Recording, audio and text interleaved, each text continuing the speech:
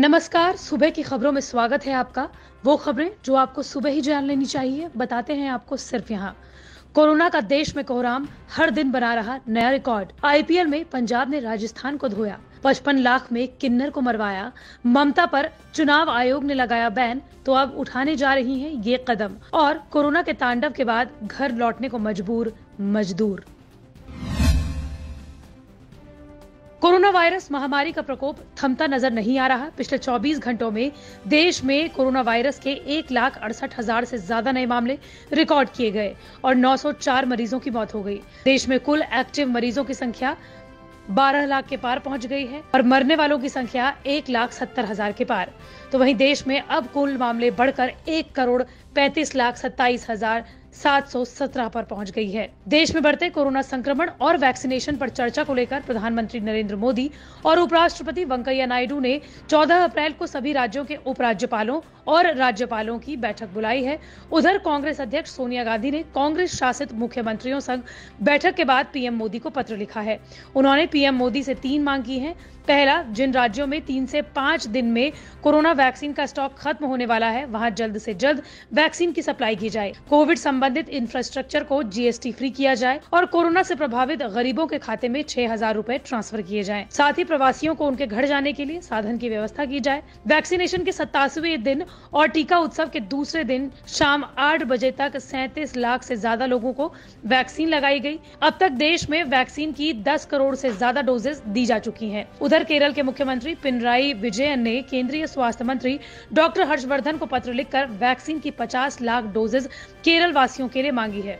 उनका कहना है कि राज्य में वैक्सीन की किल्लत है। कोरोना के बढ़ते मामलों को देखते हुए हरियाणा में नाइट कर्फ्यू लगाने का फैसला लिया गया है। ये कर्फ्यू रात 9 बजे से सुबह 5 बजे तक अगले आदेश के आने तक लागू रहेगा।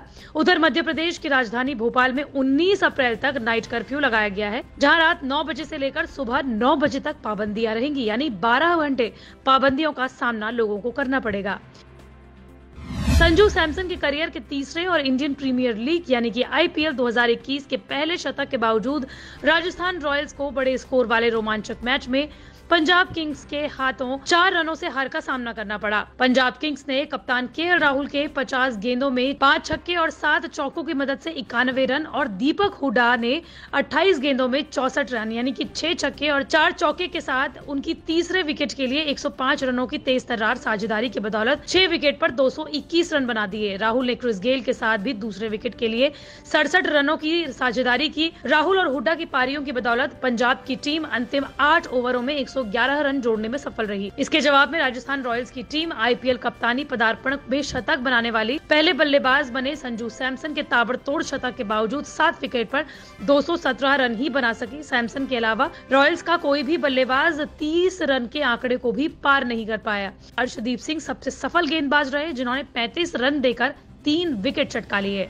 मुंबई के वानखेड़े स्टेडियम में लक्ष्य का पीछा करने उतरे राजस्थान रॉयल्स की शुरुआत खराब रही और टीम ने खाता खोले बिना ही बेन स्टोक का विकेट गंवा दिया, जिन्होंने मोहम्मद शमी की गेंद को हवा में लहराकर उन्हीं को कैच थमा दिया।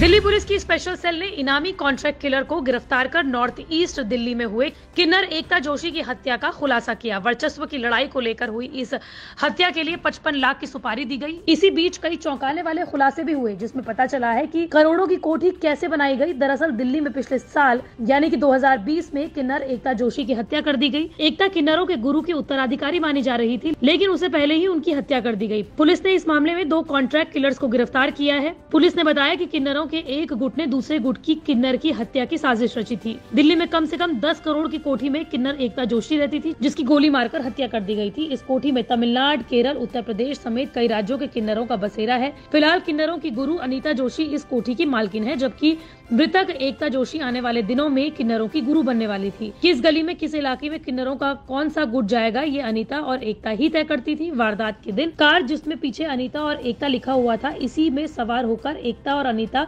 जीटीबी इनक्लेव पहुंची, जब स्कूटी सवार हमलावरों ने एकता को गोली मारकर मौत के घाट उतार दिया। एकता के साथ वालों का कहना है कि एकता अच्छा बोलती थी, उसने जल्दी शोहरत हासिल कर ली थी, इसलिए आरोपी किन्नर सिमरन, कोमल और वर्षा एकता से जलने लगे थे।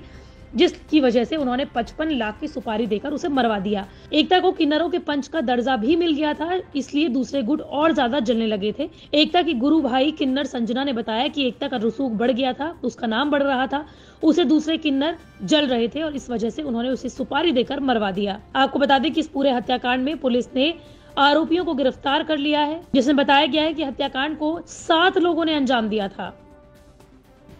पश्चिम बंगाल में विधानसभा चुनाव के बीच चुनाव आयोग ने बड़ा कदम उठाते हुए अगले 24 घंटे तक पश्चिम बंगाल के मुख्यमंत्री ममता बनर्जी के चुनाव प्रचार करने पर रोक लगा दी है। आयोग ने ममता बनर्जी को भड़काऊ भाषण देने के मामले में आरोपी माना है। कूच बिहार में एक जनसभा में ममता बनर्जी ने हिंदू मुस्लिम के आधार पर भी वोट मांगे थे। ये रोक 12 अप्रैल रात 8 बजे से लागू हो गई है। चुनाव आयोग ने इससे पहले ममता को नोटिस जारी कर इस मामले में स्पष्टीकरण मांगा था। चुनाव आयोग के बयान पर टीएमसी अध्यक्ष ममता बनर्जी ने कड़ी प्रतिक्रिया दी है। उन्होंने ट्वीट कर कहा, निर्वाचन आयोग के अलोकतांत्रिक और असंवैधानिक निर्णय के विरोध में मैं दोपहर 12 बजे यानी कि 13 अप्रैल को 12 बजे कोलकाता के गांधी मूर्ति के पास धरने पर बैठूंगी। दरअसल केंद्रीय चुनाव आयोग ने मुख्यमंत्री ममता बनर्जी के 2 बयानों को लेकर सख्त कार्रवाई की है। इस सिलसिले में केंद्रीय चुनाव आयोग पहले ही ममता बनर्जी को नोटिस जारी कर चुका है। इसी का जवाब देखने के बाद चुनाव आयोग ने यह कार्रवाई की है। आपको बता दें कि पहले नोटिस में केंद्रीय चुनाव आयोग ने ममता बनर्जी को उनके उस बयान पर जवाब मांगा था जिसमें ममता बनर्जी ने मुस्लिम मतदाताओं के बीच जाकर एकजुट रहने की बात कही थी। बीजेपी ने इसको लेकर शिकायत की थी कि ममता बनर्जी वोटों के ध्रुवीकरण की राजनीति कर रही हैं। जबकि दूसरे नोटिस में केंद्रीय चुनाव आयोग ने ममता बनर्जी से उनके उस बयान पर जवाब मांगा था जिसमें ममता बनर्जी ने केंद्रीय सुरक्षा बलों पर सवाल उठाया था। ममता बनर्जी ने केंद्रीय सुरक्षा बलों के ऊपर सवाल उठाते हुए कहा था कि बीजेपी के इशारे पर राज्य में लोगों को मतदान नहीं करने दिया जा रहा। ममता बनर्जी ने कहा था कि अगर ऐसा होता है तो लोग घरों से लाठी डंडे लेकर निकले और उनको सबक सिखाएं। महाराष्ट्र में लॉकडाउन की आहट से प्रवासी मजदूर फिर से वापस गांव लौटने लगे हैं। मुंबई के रेलवे स्टेशन और बस अड्डों पर मजदूरों की भारी भीड़ देखने को मिल रही है। सभी में पिछली बार की तरह लॉकडाउन का डर है, लिहाजा वे समय रहते अपने अपने गांव पहुंचना चाहते हैं। लोकमान्य तिलक टर्मिनस स्टेशन पहुंचे मजदूरों का कहना है कि होली से ही काम धंधा बंद है। बढ़ते संक्रमण के बीच लॉकडाउन का लगना भी तय है, इसलिए यहाँ रहने से बेहतर है कि घर लौट जाएं। ऐसा हजारों प्रवासी करते हैं जो पिछले कोरोना काल के कड़े अनुभव को देखते हुए लॉकडाउन लगने से पहले गाँव पहुँचने की जद्दोजहद में लगे हुए हैं। आपको बता दें कि लॉकडाउन में कोई मुसीबत कोई भी मोल नहीं लेना चाहते। सिर्फ मुंबई ही नहीं बल्कि मुंबई से सटे ठाणे, नवी मुंबई और पालघर जिले के बोईसर से मजदूरों के अलावा पुणे के चाकण इंडस्ट्रियल क्षेत्र से भी मजदूरों का बड़े पैमाने पर पलायन शुरू हो चुका है।